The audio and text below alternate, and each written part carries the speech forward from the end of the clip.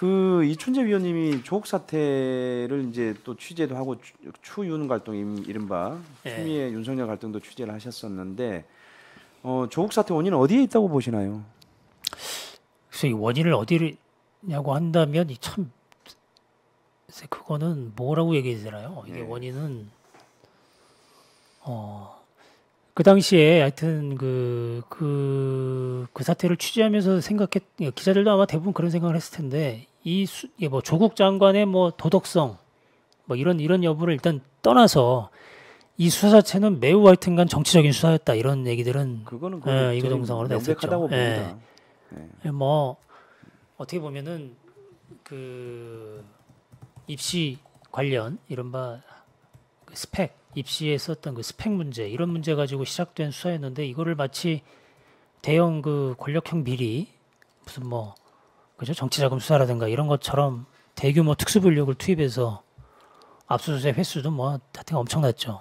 이렇게 하는 게 과연 맞느냐라는 그런 의문점을 다들 가지고 있었죠. 근데 이제 그러면 검찰이 그 당시에 검찰이 그렇게 수사를 할 수 있도록 그러면 검찰의 힘을 실어준 또 아까 말씀드린 대로 실어준 그 당사자가 또 조국 수석이란 말이죠. 그래서 여러 가지 이 수사가 정치적으로 이렇게 정치적 목적에서 수사가 가능하도록 만드는 거는 그럼 뭐냐 이런 측면을 봤을 때는 조국 수석의 책임도 그렇게 가볍진 않죠. 물론 이제 개인적인 그런 것들을 떠나서 말이죠.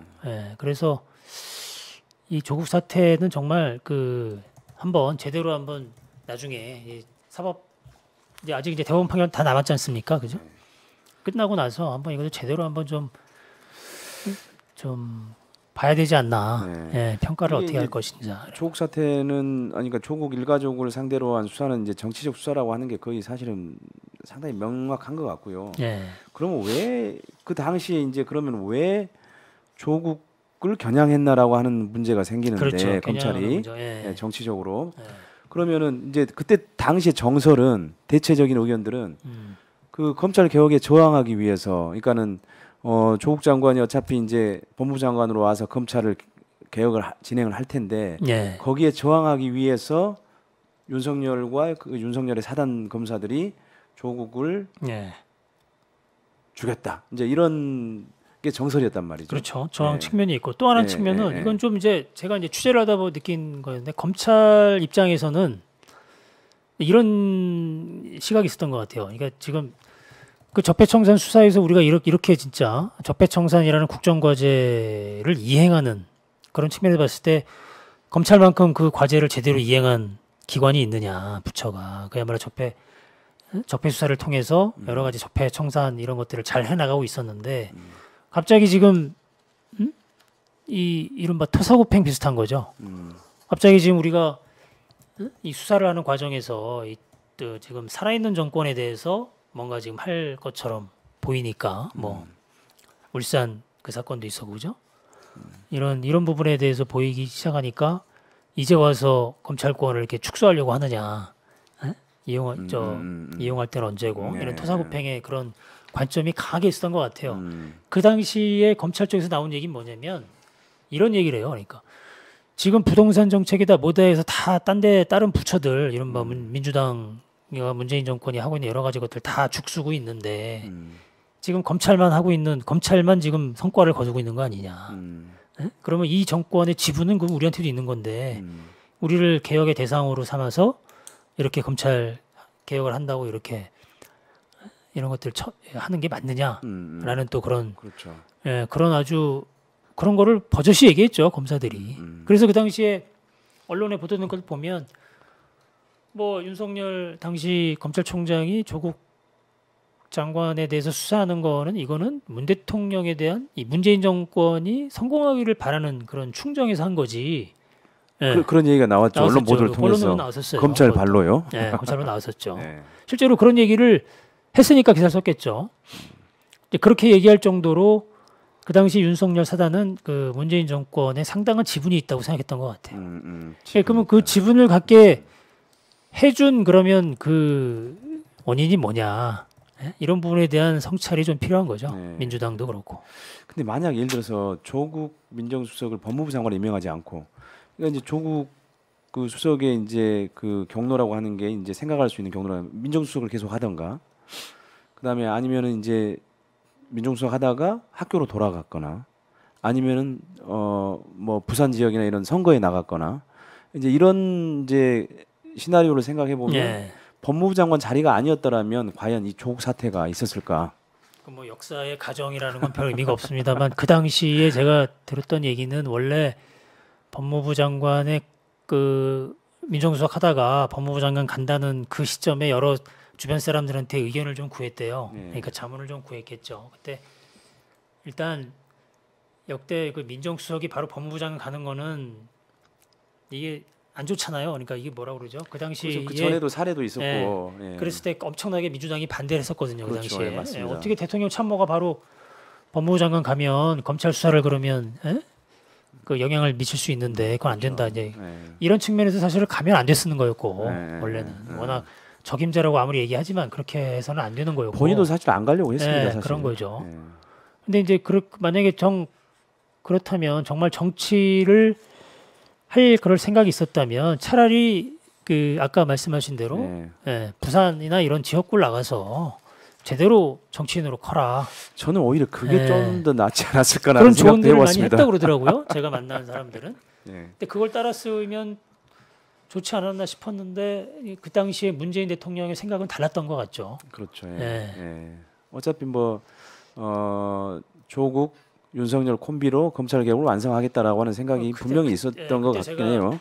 예. 제가 이제 그 당시에 뭐 하여튼간 우리 저희 기사로 썼습니다마는 그 뭐 환상의 콤비는 될 수가 없는 구조고 그것은 뭐 환장의 그때 뭐라고 해야 하나 하여튼 뭐 그런 건데 이게 개혁의 대상이잖아요. 아무튼 검찰. 그렇죠. 예. 근데 개혁의 대상과 개혁을 하려 하는 그런 쪽과 이게 손을 잡는다는 게 이게 정말 꿈 같은 얘기죠. 이거는 네. 만화 같은 얘기고 그리고 문재인 대통령이 이미 그 노무현 정권 뭐죠 참여정부 때 검찰 개혁이 실패하고 나서 이미 그런 거를 한번 그 반성하는 차원에서 한번 그 썼던 책에 그런 대목이 있습니다. 그러니까 이게 검찰 개혁 검찰은 그러니까 아니 권력기관의 개혁은 그 권력 개혁 대상인 권력기관을 맡겨주면 안 된다. 예. 그런 내용의 그런 아주 정확한 반성이죠 사실. 예. 그렇게까지 제대로 반성을 하고 또 성찰을 해놓고 조국과 윤석열의 뭐 환상의 콤비를 기대했다라는 거는 사실 납득이 안 가는 거죠 이거.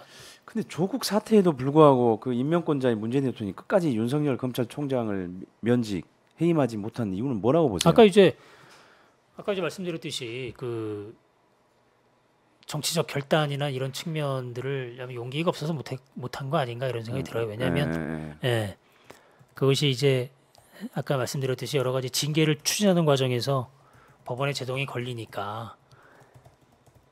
근데 이제 그때 사실은 결단을 했어야 되는 게 맞았다라는 얘기들을 많이 하죠. 그때도 이제 그런 얘기를 많이 했었고.